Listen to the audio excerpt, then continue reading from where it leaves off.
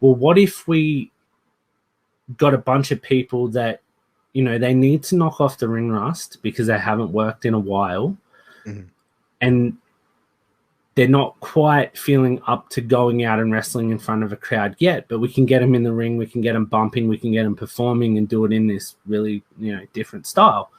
And we put together a couple of matches, got some people down, and we went through and we were running through it all, and we ended up filming a pilot for what was supposed to become a TV series, which is 6 Below Volume 1, which is on our YouTube channel. And I was looking at that, and I'm like, I think we're onto something here. It could be something quite different that we could do. And straight off the bat, we wanted no pinfalls. That's what we want, because straight off the bat, it separates us from everyone else in wrestling, and it gives us our own identity, because it's very much the way I would describe it to people when we were pitching the cinematic stuff is, imagine if Fight Club, Bloodsport, and Mortal Kombat had a really messed up son. It's just this combination of really, really cool shit put together. So we wanted our own identity from that.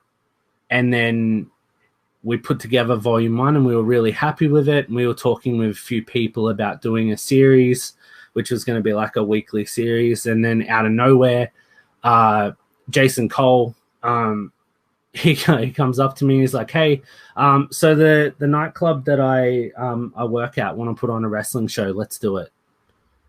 So straight from there, we jumped from cinematic stuff to, hey, we're now running live wrestling. How are we going to...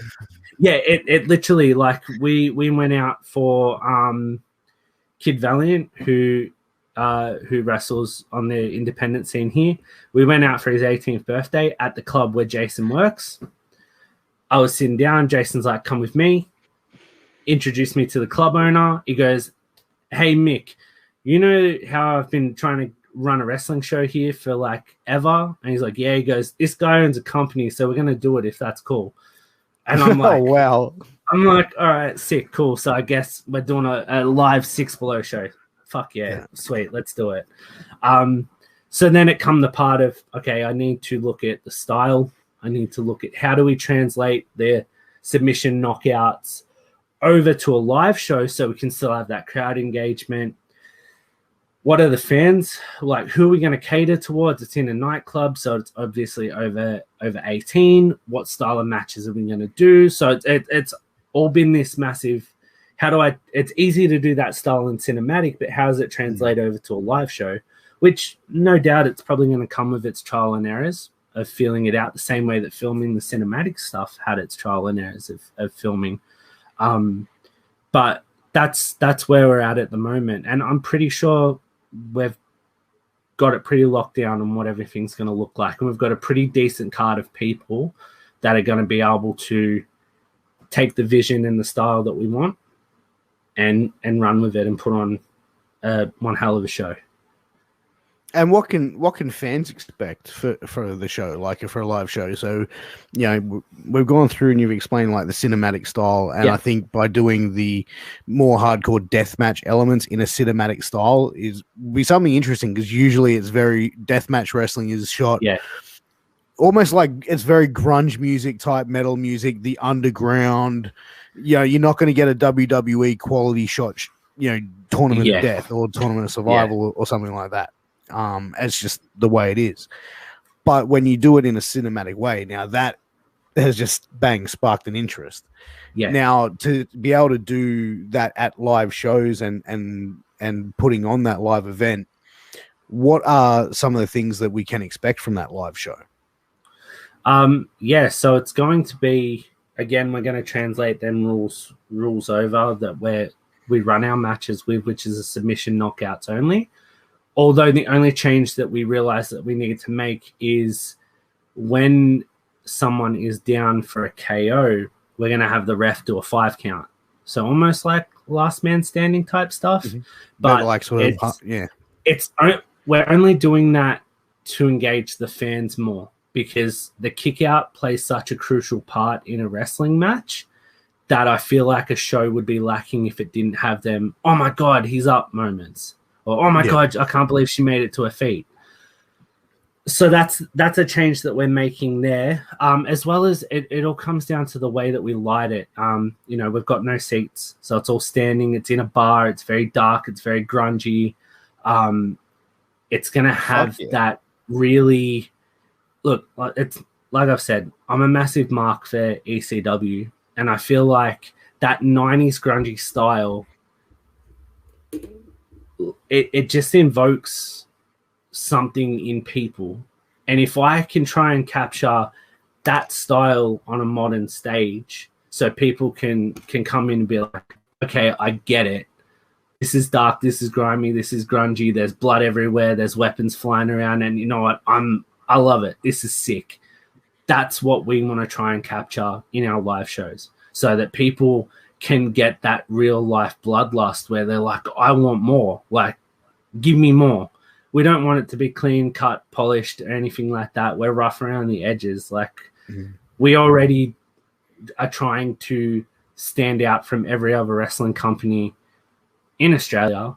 So why not just go the extra mile and, fuck it. Let's just be even more of an outcast company than we can possibly be. Because at the end of the day, if we've got a cult following, that's all we need. Like, we don't care if we're mainstream. We don't care if we've got millions of viewers around the world, all that blah blah blah. Like, if we got loyal fans that just come to watch us do the shit that we love, that's enough for us.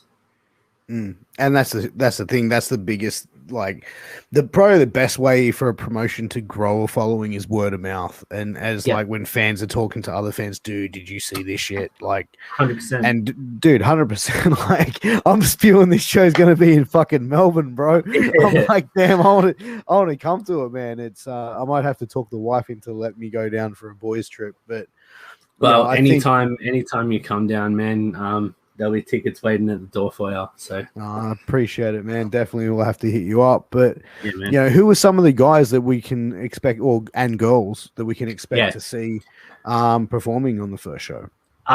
So our main event is Jason Cole versus Guido for the UGWA Total Violence Championship. That was pretty cool how that sort of just happened.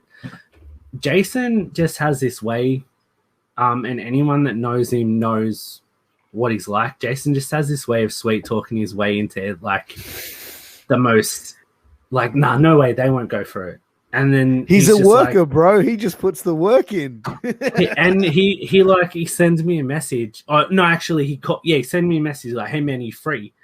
And I'm like, yeah man, cool, give me a call. And he's like, you know how you've booked me and Guido, yeah? And I'm like, yeah. He goes, guess what? It's for the UGWA title. I'm like, what? He's like, yeah, I got it across the line. I'm like, all right, that's sick. Cool. That's huge. So I'm like, our first show is going to have that as the main event. Like, I'm all for that. That's sick. And, so we've got them two. We've got Tyson Baxter, Jet Ruka, and Murdoch, who are going to they're going to be in a freeway dance, which is going to be sick. We've got a couple of like young guys as well, like Mike Chaos and Hector Jones, which, I've got all the time in the world for both of them, especially Mikey, who I used to team with. And I feel like he's getting a good opportunity coming up with DMDU, and he needs to be seen on a different stage. Because he's killing it everywhere he works, but like the kid's so talented. It's a shame that he's not being booked everywhere. And same with Hector. I've known him for a little bit back when I met him at the MCW Academy, and like he's